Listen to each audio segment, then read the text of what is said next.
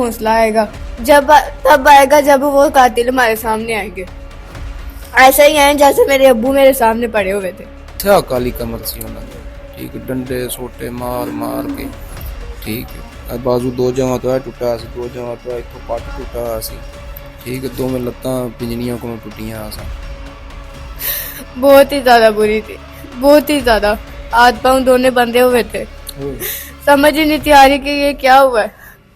مجھے یقین ہی نہیں تھا آ رہا کہ جو میرے سامنے سے ابھی تھوڑی دیر پہلے 5 بجے گزر کے گئے ہیں کہ وہ میرے ابو ہی ہیں. السلام علیکم ناظرین, ڈیلی پرواز سے میں ہوں آپ کا میزبان رانا مبین. ناظرین, سجاد 7 بچوں کا باپ جس کو اس کے چچا زاد بھائی نے بڑی بے دردی کے ساتھ بلا کر تشدد کے بعد قتل کر دیا.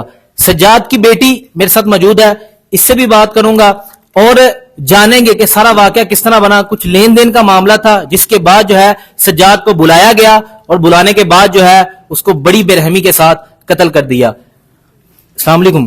وعلیکم السلام. بیٹا پاپا آپ کے جب ان سے کوئی لین دین تھا, کوئی معاملہ تھا لین دین کا؟ جی آج سے 7-8 مہینے پہلے وہ ہم سے پیسے لے کے گئے تھے. کس بات کے پیسے لیے تھے انہوں نے کوئی اپنی زمین وغیرہ خریدی تھی اور ان کے پاس پیسے نہیں تھے. وہ کہہ رہے تھے کہ میرے ابو کے پاس آئے کہ ہمیں ادھار میں کوئی پیسے دے دو 6-7 لاکھ اور ہم تمہیں صرف نہ اس مہینے میں لوٹا دیں گے. اس کے بعد ہم نے آج تک جو بھی ہمارے گھر پہ آیا نا ہم نے کبھی خالی نہیں اس کو جانے دیا. لیکن ہمارا ہاتھ خود کا بہت زیادہ تنگ تھا اور میرے ابو کہتے کوئی بات نہیں بھائی تو ہے ہم دے دیتے ہیں اس کے بعد آ ہی جائیں گے. ہم آپ کے چچا لگتے تھے وہ؟ جی ہمارے تایا تھے. تایا تھے آپ کے؟ جی میرے ابو سے بڑے تھے. اچھا. اور جب لے کے گئے ہیں تو وہ گھر پہ آئے. حالانکہ جب پیسے اتنے زیادہ کوئی دیتا ہے نا تو درمیان میں کوئی تیسرا بندہ لازمی رکھتے ہیں کہ یہ گواہ ہو. اور میرے ابو نے نا کوئی گواہ نہیں رکھا. ہمارے دل میں جب کوئی گندگی نہیں تھی, ہمارا دل صاف تھا. پتا تھا نا کہ میرا بھائی ہے, بھائی نے مانگے ہیں, کوئی بات نہیں, بھائی واپس دے ہی دے گا. جی بڑا سمجھ کے ہم نے دے دیے. اس کے بعد جب ہم نے دی ہیں تو مہینہ گزر گیا, 2 مہینے گزر گئے, ہم نے کوئی بات چیت نہیں کی.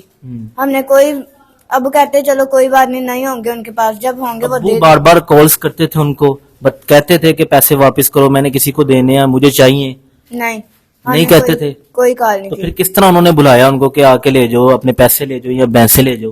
ہمارا خود ہاتھ کافی زیادہ تنگ ہو گیا تھا. 1 مہینہ پہلے تو کچھ تھا ہی تھا, اس کے بعد جب 6 مہینے گزر گئے نا تو زیادہ ہی ہو گیا. تو ہم پھر میرے ابو گئے ہیں کہ یار مجھے بہت زیادہ ضرورت ہے, اب تو دے دو, اب تو اتنی دیر بھی ہو گئی ہے.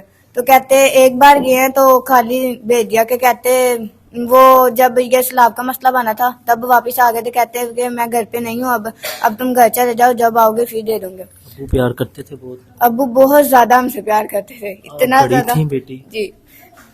تو اب ابو نہیں رہے اور ان کی یاد تو آتی ہوگی کہ جب بھیجا ہوگا ان کو. یہ آنسو ہیں جی, اور یہ دیکھیں کہ خون جو ہے وہ سفید ہو چکے ہیں. اپنے ہی چاچا زاد بھائی نے اپنے ہی بھائی کو قتل کر دیا. چند پیسوں کا معاملہ تھا, لین دین تھا, اور یہ بچے بیچارے یتیم کر دیے ہیں. 5 بچی ہیں اس کی اور 2 بچے ہیں, اور آج یہ بیچاری انصاف کے لیے در بدر بھٹک رہی ہیں اور رو رہی ہیں کہ انصاف کون فراہم کرے گا. اور اعلیٰ اداروں سے اپیل بھی یہ بچی کر رہی ہے. اور یہ اپنے ابو کے ساتھ ہاتھ بھی بٹاتی تھی نا آپ؟ جی. تو جب ابو گئے تو جب دیکھا ان کو آخری دفعہ دیکھا تو کیا کہا جب وہ نکلنے لگے گھر سے؟ جب وہ گھر سے نکلنے لگے تھے تو کچھ تھوڑا سا ہمارا کام تھا وہ باقی کرنے والا تھا, اور مجھے کہہ کے گئے تھے کہ آپ نیچے آؤ, تھوڑا سا کام ہے وہ کر دو. میں ابھی گیا اور ابھی آیا, بس تھوڑی دیر کا کام ہے, میں ابھی آتا ہوں. میں نے کچھ آیتیں پڑھی اور میں نے اپنے ابو کو پھونک مار کے پھر میں نے گھر سے نکالا کہ ابو جاؤ. اس کے بعد ہم ویٹ کرتے رہ گئے. بس جب آئی تو آئی, ابو کی اطلاع آئی کہ وہ قتل ہو گئے. ہمیں یقین ہی نہیں ہو رہا تب سے کہ وہ سچ میں قتل ہو گئے. کتنی دیر بعد پتا چلا ان کے جانے کے بعد؟ 5 بجے وہ گھر سے نکلے تھے اور 9:30 بجے ہمیں اطلاع آئی ہے کہ وہ فوت ہو گئے. تو جب ابو کو جا کے ادھر دیکھا کس طرح کی حالت, کنڈیشن کس طرح کی تھی ان کی؟ بہت ہی زیادہ بری تھی, بہت ہی زیادہ. ہاتھ پاؤں دونوں بندھے ہوئے تھے. سمجھ ہی نہیں تھی آ رہی کہ یہ کیا ہوا ہے. مجھے یقین ہی نہیں تھا آ رہا کہ جو میرے سامنے سے ابھی تھوڑی دیر پہلے 5 بجے گزر کے گئے ہیں کہ وہ میرے ابو ہی ہیں. بالکل بھی نہیں تھا یقین ہو رہا. अब आप बड़ी हैं सबसे, और बहन भाइयों का सारी जिम्मेदारी, वालिदा की जिम्मेदारी आपके ऊपर है। आपने उनको संभालना है, हौसला देना है। जब आप हौसला नहीं रखेंगी तो वो किस तरह हौसला बर्दाश्त करेंगे? मुझे इंशाल्लाह हौसला आएगा, जब तब आएगा जब वो कातिल हमारे सामने आएंगे। ऐसा ही है जैसे मेरे अब्बू मेरे सामने पड़े हुए थे, तब मुझे हौसला आएगा। इंशाल्लाह मैं उठूंगी, अपने अब्बू की जगह लूंगी, मैं खड़ी होंगी वहां पे, अपने बहन भाइयों को वैसे ही संभालूंगी जैसे मेरे अब्बू संभालते थे। मैं उनको पढ़ाऊंगी, लिखाऊंगी, उनको सारा मामला सही करूंगी, लेकिन तब तक नहीं जब तक वो जिन्होंने मारा वो हमारे सामने नहीं आ जाते। ये बेटी है जी, अल्लाह इसके नसीब अच्छे करे, और वालिद सर पे नहीं है अब। और जो यतीम होते हैं उनका क्या होता है कि उनको लोग किस तरह की बातें करते हैं, ताने देते हैं कि तुम्हारे वालिद फौत हो गए हैं। और आज ये बच्ची दरबदर इंसाफ के लिए दरबदर की ठोकरें खा रही हैं। मरियम नवाज साहिबा, आप रियासत की माँ हैं, आपने कहा कि मैं माँ हूँ, और ये एक बिलखती बच्ची अपने बाप के इंसाफ के लिए आपसे मदद की अपील कर रही है। और सजाद बहनोई था आपका, आपकी सिस्टर इसके घर थी, तो कैसा रवैया था सजाद का? ਠੀਕ ਠੀਕ ਸੀ ਯਾਰ, ਸਾਨੂੰ ਕਦੀ ਵੀ ਤੈਨੂੰ ਦੱਸਿਆ ਵੀ ਸਾਨੂੰ ਕਦੀ ਵੀ ਲਾਮਾ ਨਹੀਂ ਆਇਆ।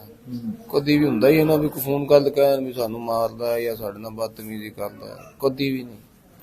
ਅਸੀਂ ਸਾਲ 2-2 ਸਾਲ ਇੱਥੇ ਨਹੀਂ ਆਉਂਦੇ। ਪਤਾ ਸੀ ਇਹਦਾ ਕਿ ਲੈਣ ਦੇਣ ਦਾ ਕੋਈ ਮਾਮਲਾ ਹੈ? ਉਹ ਕਾਰੋਬਾਰੀ ਬੰਦੇ ਨੇ, ਫਿਰ ਲੈਣ ਦੇਣ ਦਾ ਤਾਂ ਫਿਰ ਹੁੰਦਾ ਹੀ ਹੈ ਜੀ, ਮੱਝਾਂ ਦਾ ਕੰਮ ਹੈ।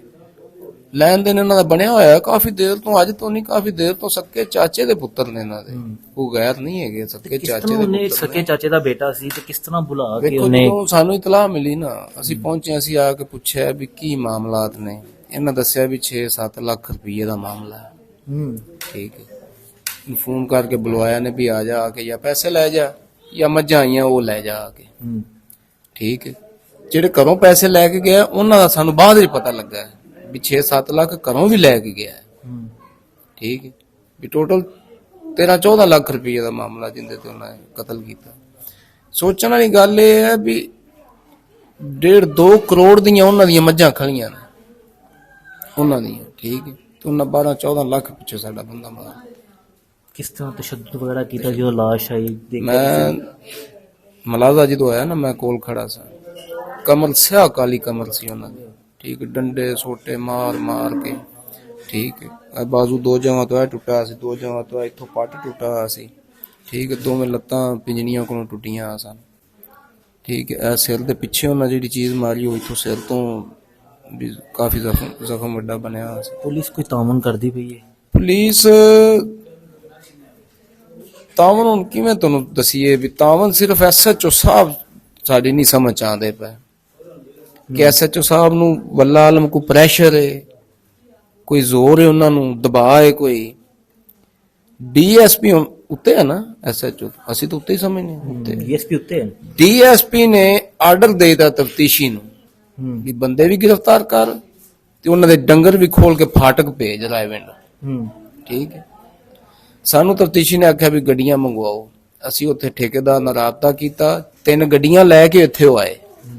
ਠੀਕ ਹੈ, SHO ਨੇ ਡੰਗਰ ਨਹੀਂ ਖੋਲਣ ਦਿੱਤੇ। SHO ਨੇ ਆਖਿਆ ਜੀ ਉਹਨਾਂ 1 ਦਿਨ ਦਾ ਟਾਈਮ ਲੈ ਲਿਆ, ਲਿਆਦਾ ਜਾਨਵਰ ਨਹੀਂ ਖੋਲਣੇ। ਆਜ਼ਾਦ ਫਿਰਦੇ ਪਏ ਨੇ ਉਹ। ਅੱਜ ਤਰੀਕ ਸੀ, ਅੱਜ 15 ਤਰੀਕ ਹੈ ਨਾ, ਅੱਜ ਤਰੀਕ ਸੀ। ਅਸੀਂ ਗਏ, ਸਾਡਾ ਵਕਾਲਤਨਾਮਾ ਬਣਦਿਆਂ ਬੁਣਦਿਆਂ 9:10 ਹੋਗਾ। ਉਹਨਾਂ ਨੇ 12ਵਾਂ ਨੰਬਰ 10ਵਾਂ ਨੰਬਰ ਸੀ ਸਾਡਾ। ਅਸੀਂ ਜਦੋਂ ਗਏ ਉਹ ਤੋਂ 12ਵਾਂ ਬੋਲਿਆ। ਉਹ ਸਾਡੇ ਤੋਂ ਪਹਿਲੇ ਬੰਦਾ ਫਿਰ ਤਰੀਕ ਲੈ ਕੇ ਚਲਾ ਗਿਆ। 4 ਦਿਨ ਬੂਟਾ 2 ਬੰਦੇ ਪੇਸ਼ ਹੋ ਗਏ ਨੇ, ਉਹ ਕੱਲ ਸ਼ਾਮ ਹੋ ਗਏ ਸਨ। ਸਮਝਦੇ ਤੁਸੀਂ ਕਿ ਪੁਲਿਸ ਦੀ ਕਮਜ਼ੋਰੀ ਹੈ ਜਿਹੜੇ ਮੁਜਰਮ ਹੜ ਤੱਕ ਨਹੀਂ ਮੁਲਜ਼ਮ? ਕੋਈ ਤਾਂ ਵੇਖੋ ਨਾ, ਇਹ ਹੁਣ ਕਮਜ਼ੋਰੀ ਹੈ ਤੇ ਕਮਜ਼ੋਰੀ ਸਾਡੇ ਕਮਜ਼ੋਰਾਂ ਵਾਸਤੇ ਇਹਨਾਂ ਕੋਲ ਕਮਜ਼ੋਰੀ। ਠੀਕ, ਜਾਂ ਤਾਂ ਸਾਨੂੰ ਕਵੇ ਨਾ SHO ਕਿ ਭਾਈ ਬਦਲਾ ਲੈ ਲਵੋ। ਠੀਕ ਹੈ, ਅਸੀਂ ਸ਼ਾਮੋਂ ਪਹਿਲੇ ਬੂਟਾ ਲੱਭ ਕੇ ਇੱਥੇ ਬੂਟਾ ਨਾ ਟੰਗੀਏ ਤੇ ਸਾਨੂੰ ਫੜ ਲਿਆ। ਅਸੀਂ ਵੇਖਦੇ ਪਏ ਵੀ ਸਾਡਾ ਮੁਲਕ ਕਾਨੂੰਨ ਹੈ, ਅਸੀਂ ਕਿਉਂ ਕਾਨੂੰਨ ਹੱਥ 'ਚ ਲਈਏ? ਸਾਨੂੰ ਇਨਸਾਫ ਦੇਣ। ਨਵਾਜ਼ ਸਾਹਿਬਾ ਵੀ ਵੇਖਦੀ ਹੈ ਸਾਡਾ ਮਰੀਮ ਨਵਾਜ਼ ਸਾਹਿਬਾ। ਠੀਕ ਹੈ, ਇਸ ਟਾਈਮ ਉਹ ਇਕਤਦਾਰ ਹੈ ਉਹਨਾਂ ਕੋਲ। ਠੀਕ ਹੈ, ਰਿਆਸਤ ਨੂੰ ਕਹਿੰਦੀ ਹੈ ਵੀ ਰਿਆਸਤ ਦੀ ਮੈਂ ਮਾਂ। ਠੀਕ ਹੈ, ਤੇ ਉਹਦੇ ਸਾਹਮਣੇ ਹੀ ਹੁਣ ਸਾਰਾ ਵੇਖ ਰਹੀ ਹੈ ਤੇ ਦੇਵੇ ਸਾਨੂੰ ਇਨਸਾਫ ਲੈ ਕੇ। ਇੱਕ ਆਮ ਜਿਹੇ ਬੰਦੇ ਕੋਲੋਂ ਸਾਨੂੰ ਨਹੀਂ ਇਨਸਾਫ ਲੈ ਕੇ ਦੇ ਸਕਦੇ। ਸਪੈਸ਼ਲ ਕ੍ਰਾਈਮ ਕੰਟਰੋਲ ਡਿਪਾਰਟਮੈਂਟ ਬਣਾਇਆ ਉਹਨਾਂ ਨੇ, ਬੜਾ ਅੱਛਾ ਕੰਮ ਕਰਦਾ ਪਿਆ ਹੈ। ਜਿਹੜੇ ਮੁਲਜ਼ਮ ਹੁੰਦੇ ਨੇ ਉਹਨਾਂ ਨੂੰ ਕੈਫੇ ਕਿਰਦਾਰ ਤੱਕ ਪਹੁੰਚਾ ਰਿਹਾ ਹੈ, ਬੜਾ ਅੱਛਾ ਕੰਮ ਕਰਦੇ ਪਏ ਕਰਦਾ ਪਿਆ। ਤੇ ਇਹ ਹੁਣ ਇੱਕ ਐਮਐਨਏ ਦੀ ਉਹਦੇ ਪਿੱਛੇ ਪਾਵਰ ਸੁਣਦੇ ਪਏ, ਉਹਨੂੰ ਅੱਲਾ ਬਿਹਤਰ ਜਾਣਦਾ ਐਮਐਨਏ ਕੌਣ ਹੈ। ਇੱਕ ਐਮਐਨਏ ਦੀ ਉਹਦੇ ਪਿੱਛੇ ਪਾਵਰ, ਇੱਕ ਆਮ ਮਾਮੂਲੀ ਜਿਹਾ ਸਾਡੇ ਵਰਗਾ ਇਨਸਾਨ ਹੈ, ਉਹਨੂੰ ਏਡੀ ਵੱਡੀ ਸਪੋਰਟ ਦਿੱਤੀ ਇਹਨੇ। ਤੇ ਸਾਨੂੰ इंसाफ दें, साड़ी रिक्वेस्ट है, सानू इंसाफ दें। रिक्वेस्ट है जी इनकी कि इनको जो है वो इंसाफ फराम किया जाए आला इदारों से, ताकि बच्चों को उनके वालिद का इंसाफ मिल सके। वीडियो को ज़्यादा शेयर कीजिएगा ताकि इनको इंसाफ की फरामी मिल सके। इससे अपने मेज़बान को इजाज़त दीजिए। अल्लाह ने के बाद।